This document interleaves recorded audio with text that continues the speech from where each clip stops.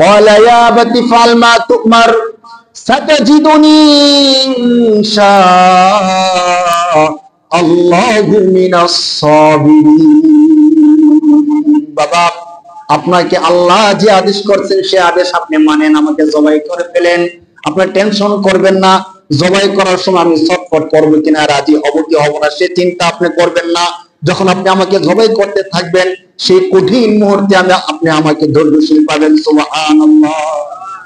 হাদিসের মধ্যে আসছে হযরত ইব্রাহিম আলাইহিস সালাতু ওয়াস সালামকে আল্লাহ পাক রব্বুল আলামিন একদিন স্বপ্নে দেখাইলেন যে ইব্রাহিম, আমি আল্লাহ চাই তোমার সবচেয়ে প্রিয় জিনিসটা তুমি আমার রাস্তায় কুরবানি করো। ইব্রাহিম আলাইহিস সালাম ঘুম থেকে উঠলেন, ঘুম থেকে উঠে চিন্তা করলেন যে আমার সবচেয়ে প্রিয় জিনিস কি হতে পারে, আল্লাহ তাআলা আমার থেকে কুরবানি দিতে চাচ্ছেন। ইতিহাসের মধ্যে আসছে যে তিনি উঠে পরের দিন 100 উট কুরবানি করে দিয়েছেন। কারণ তৎকালীন সময় তো উট মানুষের সবচেয়ে দামি জিনিস ছিল, আর দামি সম্পদটা তো সবচেয়ে মানুষের প্রিয় থাকে স্বাভাবিকভাবে। তো উট কুরবানি করে দিলেন। পরের দিন যখন ঘুমাইলেন দেখলেন আল্লাহ তাআলা আবার স্বপ্নে দেখাইতেছে। তো তিনি বুঝতে পারলেন যে না, আমি তো একবার উট কুরবানি করলাম, আল্লাহ তাআলা আবার স্বপ্নে দেখালেন যে না, আমি তোমার থেকে আরো প্রিয় জিনিস চাই। ইতিহাসের মধ্যে আসছে এইভাবে 3 বার এই ঘটনাটা ঘটছে। দ্বিতীয় দিন উঠে তিনি আবার 100 উট কুরবানি করলেন। ভাবছেন যে হয়তো হয় না, আল্লাহ তাআলা আরো বেশি চাইতেছেন। একটা জিনিস চিন্তা করেন তো, আমি যদি আপনাকে বলি যে ভাই আপনার জীবনের সবচেয়ে প্রিয় জিনিসটা আমি চাই, তাহলে আপনি কি আপনার ঘর থেকে আপনার সন্তানকে আমাকে এনে দিয়ে দিবেন? স্বাভাবিকভাবে এটা কি ব্রেনে আসে যে আমার সবচেয়ে প্রিয় হলো আমার সন্তান, আমার সন্তানকে দিয়ে দিই? এটা কিন্তু মানে সহজভাবে ব্রেনের মধ্যে আসার কথা না। সন্তান শুধু প্রিয় না, সন্তান কলিজা। আমাদের সন্তানগুলো কি শুধু আমাদের প্রিয় না, আমাদের কলিজা। আমাদের কলিজা। সন্তানের আঘাত লাগলে আমাদের কলিজায় আঘাত লাগে। তো আল্লাহ তাআলা চাইছেন প্রিয় জিনিস। ইব্রাহিম আলাইহিস সালাতু ওয়াস সালাম প্রিয় জিনিস কি? সম্পদ।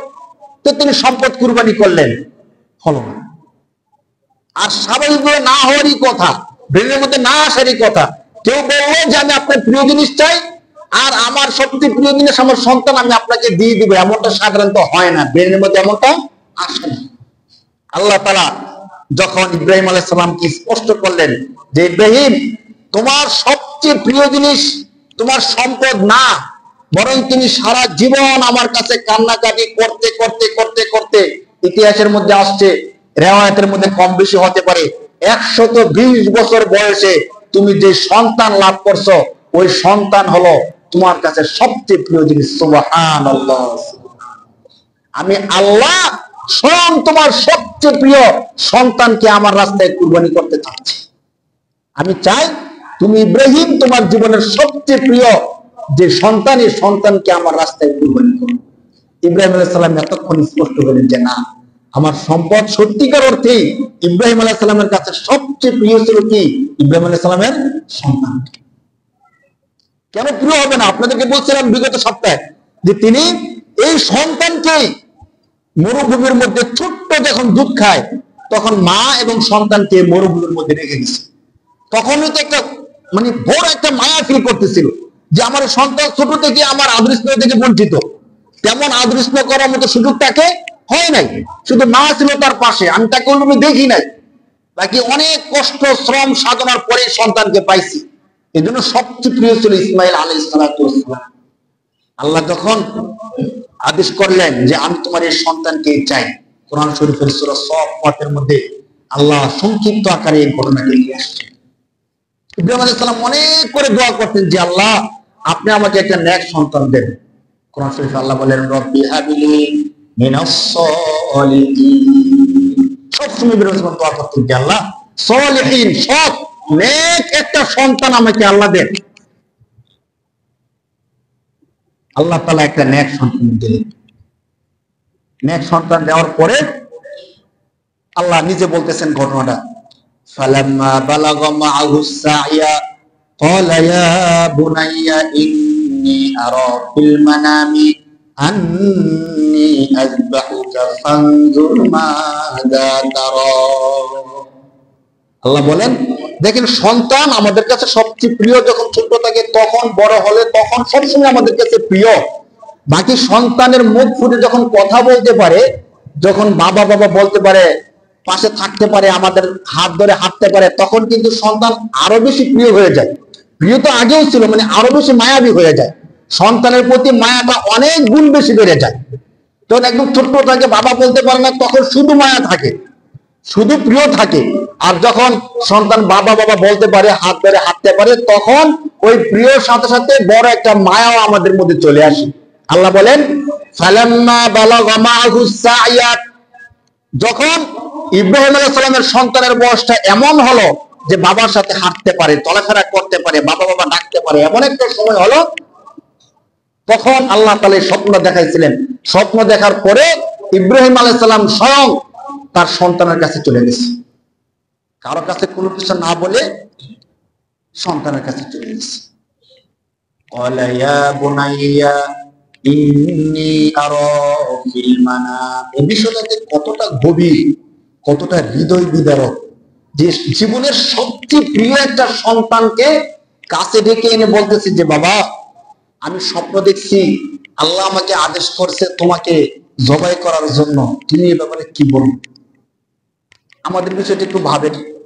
আমাদের মতো কোন বাবা তার সন্তানকে ডাইকে যদি বলে যে বাবা, আমাকে জবে না, আমাকে মুখে বলছে যে তোমাকে পালক দিয়ে দেওয়ার জন্য, জীবনের জন্মের জন্য আমি তোমাকে কি করে দেই? আরেকজনের কাছে পালক দেয় না, আমাদের দত্তক দেয় না, যে আমি যেন তোমাকে পালক দিয়ে দিই, দিতে হবে, আমি বাধ্য। হ্যাঁ, এমন একটা বিধান আসছে যে তোমাকে আমি দত্তক দিতে হবে, পালক দিতে হবে, তুমি কি বলবো? আমাদের কি কলিজা ছিঁড়ে যাবে না ভাই বলেন? জবে করার বিষয় না, পালক দিয়ে দেওয়ার জন্য, দত্তক দেওয়ার জন্য। যদি আমাদের এমন একটা সন্তান, যে সন্তান আমার আর কোন সন্তান নাই, অনেক চেষ্টা সাধনা সংগ্রাম দেওয়ার পরে সন্তানটা পাইছি, যদি এমন হয় তখন কেমন হবে?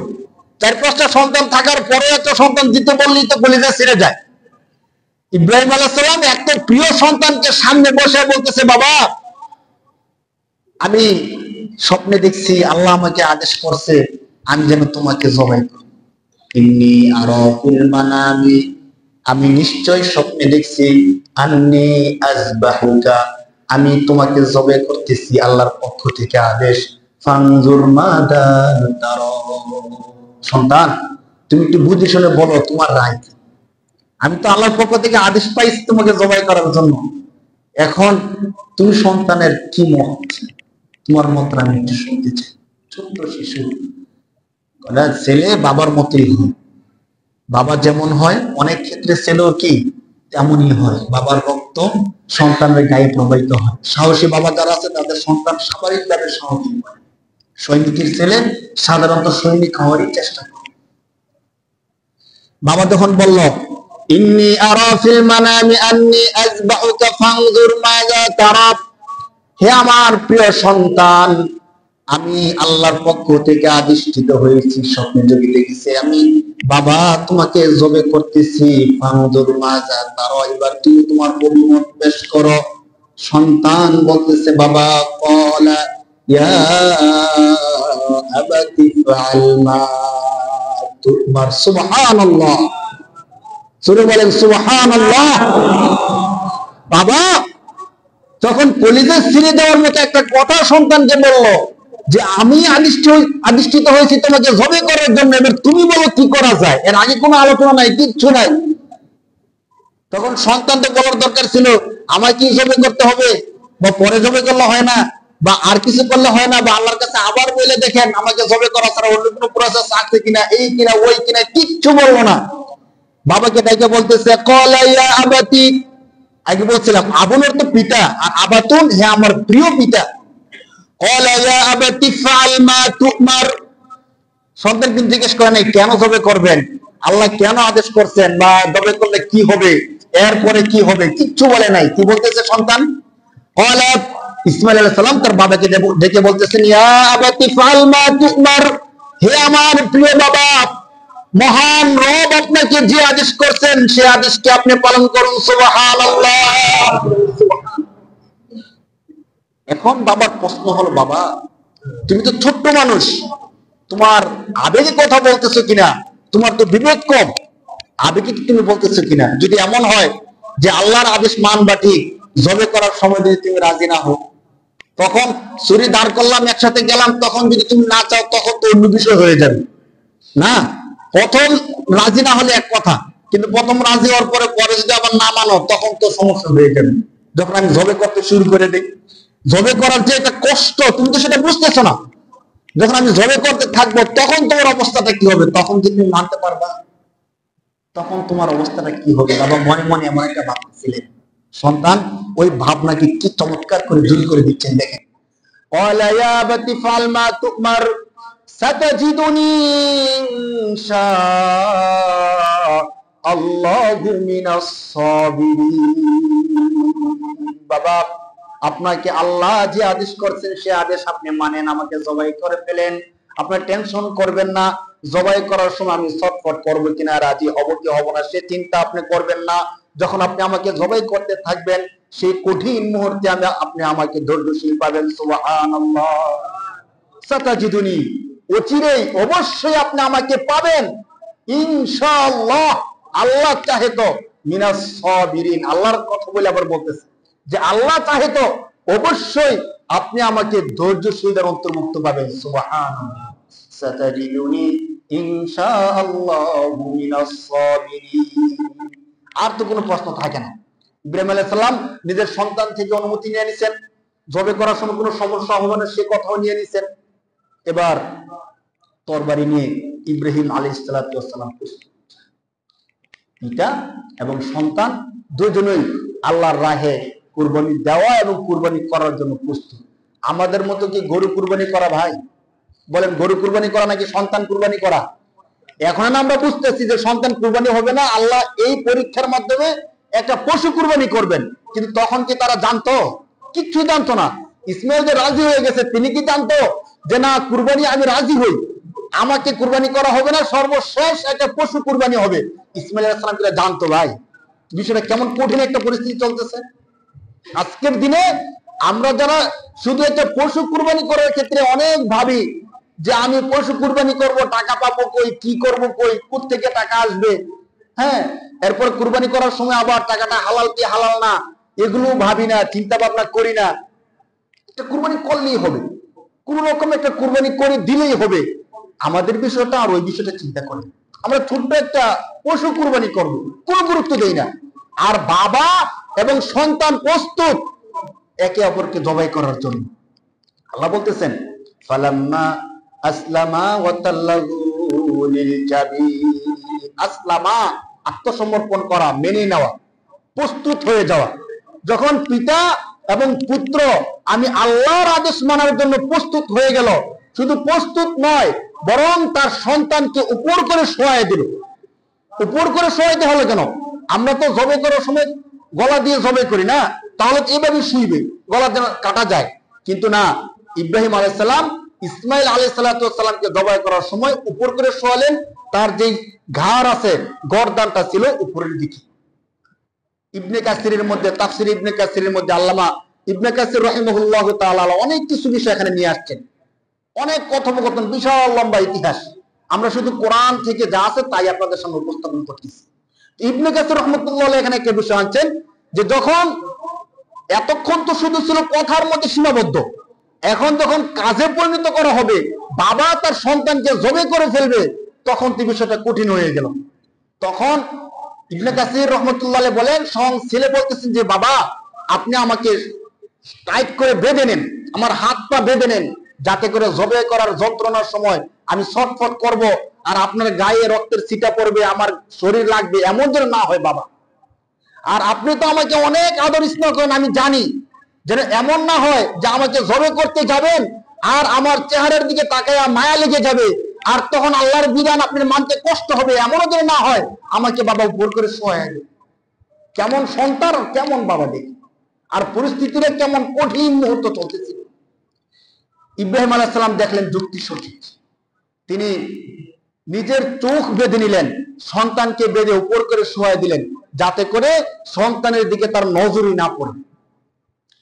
নিজের চোখ বেঁধে দাঁড়ালো ছুরি দিয়ে, এবার কুরবানি করা শুরু করে দিলেন। ফালাম্মা আসলামা ওয়া তাল্লাহু লিল জাবিন, সন্তানের গায়ে ছুরি চালায়। আল্লাহ পাক রব্বুল আলামিন এই ঘটনা দেখতেছেন কি দেখতেছেন না বলেন? আরশ থেকে আল্লাহ এই ঘটনা দেখতেছেন যে আমার বান্দা এত চমৎকার ভাবে আমার আদেশকে মান্য করবে। আল্লাহু আকবার। এজন্য তো আল্লাহ বলেন ওয়াইদ বিতালা ইব্রাহিম রাব্বুহু বিকালিমাতিন ফাতাম্মাহুন। আমার প্রিয় বান্দা ইব্রাহিম, তাকে তার রব যতগুলো পরীক্ষা করছে সবগুলো পরীক্ষায় সে উত্তীর্ণ হয়েছে। সুবহানাল্লাহ। দুজন প্রস্তুত, গলার মধ্যে ছুরি চালাই দিছে। গর্দানে যখন ছুরি চলতেছিল, দেখেন এর আগেও আল্লাহ তাআলা কিছু বলে নাই, পরেও কিছু বলে নাই। যখন শুয়ে গেছে ছুরি চালাবে চালাবে, তখনও তো আল্লাহ বলতে পারে না, তখনও না। ইতিহাসের মধ্যে আসছে একবার, দুইবার, তিনবার ছুরি চালাইছে, গর্দান কাটে না। ইব্রাহিম আলাইহিস সালাম ভাবতেছিল কি আমার ছুরি কি ধার হয় নাই, কেন কাটতেছে না?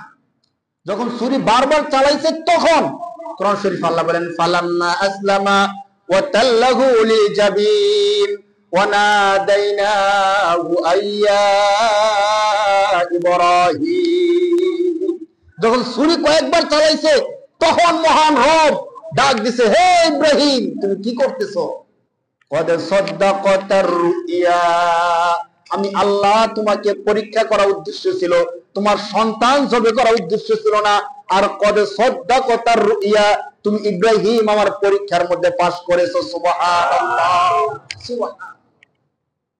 ইন্না কাযালিকা নাজজিল মুহসিনিন।